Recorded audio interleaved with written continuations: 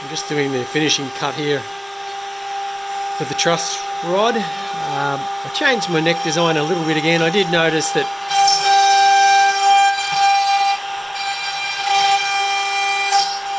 I had this bit here bending up here, and at the end of the nut it should actually be here, so I've altered my design again to carry on straight. So it's going to do a bit of air cutting here, just where it's cleared away. But yeah, so I've got a truss rod. Hopefully this will work. Just got a regular truss rod. The idea is the Allen key will still be adjustable with any luck.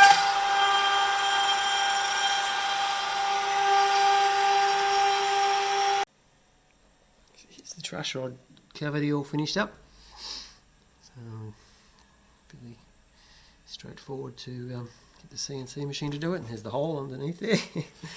This test one's going to come in handy for all sorts of things. So I've just had to do a bit of shaping around here just to make sure there's enough room for the truss rod to fit in. Now, of course, with the Red Special, it doesn't have a thing that drops down there. So my concern was that the end of that, the adjustment access point would be too low. But I think I'm okay. So if I just pop the truss rod in there, perfect fit. Perfectly flush with the surface all the way down. It's good. It fits in there nice and tight. So my concern was there wouldn't be any way to adjust it, because you can't get an Allen key in there, but if you put it there, you've got the ability to twist it that far. And I should be able to take it out and put it in this side and continue working. I can, so there you go. So I've got enough movement in the truss rod to make it work. Let's try to adjust my bit of wood. Yeah, perfect.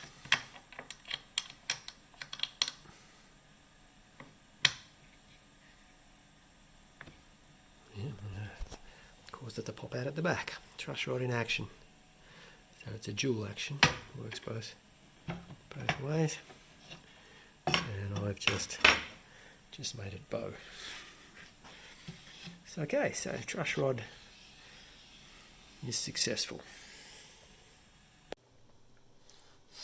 Just come back to the drawing again, just to make a few more changes. After doing the test mill there, I noticed that the truss rod was just a little bit tight in this section here. So I've extended this cavity down a little bit, and I've actually narrowed it here so that it'll be enclosed in this area here. The only thing needing to pass through there is the Allen key. So yeah, the truss rod should fit in there nicely now and be enclosed as well. So it's inside it there. See the shape of everything.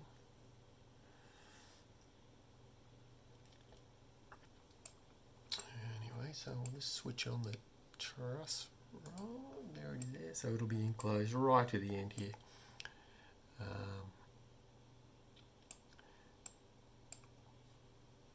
It goes to just shy of the bolt head here. It should be just enough room for me to mill the shape of the bolt head in there, which will be my next thing. I just got to pick up a bolt. I haven't got one of those yet, so I don't know how big to make the cavity to contain the bolt head. Oh yeah, the other change I did was I had the head of the guitar going on it's on a 4-degree angle, and I had that starting at the end of the nut, but it doesn't start at the end of the nut. It starts here. I was looking at a video last night of Brian May talking about his guitar, his Red Special, and I could see the light reflecting. I could see this flat and this curve down, so I've probably noticed it on drawings in the past, but I just didn't pick up on it. So I've adjusted that to the 4-degree angle to start from here now, which meant I had to recreate the volute at the bottom again. And it actually, I think it's closer to the real shape now. It looks certainly closer to the official replica guitars, so I'm happy with that. So that goes in there. And we also redid again the neck here just to get the right shape. I had it too round and then I had it too square, so I think I'm sort of in the middle now. Excuse my bad CAD design work here, it's all messy and hodgepodge. I'm still not the expert at this program. I just mess around with it. So that's where it's at now, and if I put the cover over the end of the truss rod cap there, it'll sit like that, and there'll be a single bolt there. Probably it'll just tuck in under this. I've purchased a blank nut. I'll have to put some slits in here to contain the strings, and then the frets. Obviously a 0 fret here. We'll put the cap on.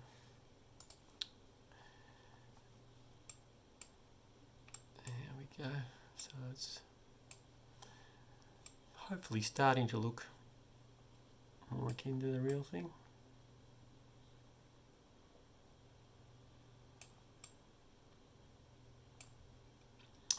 Next, I'll get the bolt. Hopefully I'll get the bolt tomorrow. For here. It's obviously 40mm thick, so 38, depending on the thickness of the head. I did notice on Brian Mays it actually sticks out. It's prominent over the back of the guitar. I don't know whether or not I want to do that, but yeah, I'll have a look at what I can get tomorrow from the local machine shop. And then I'll get a piece of timber, and I think I'll mill myself a neck. I think I'm about ready to go there.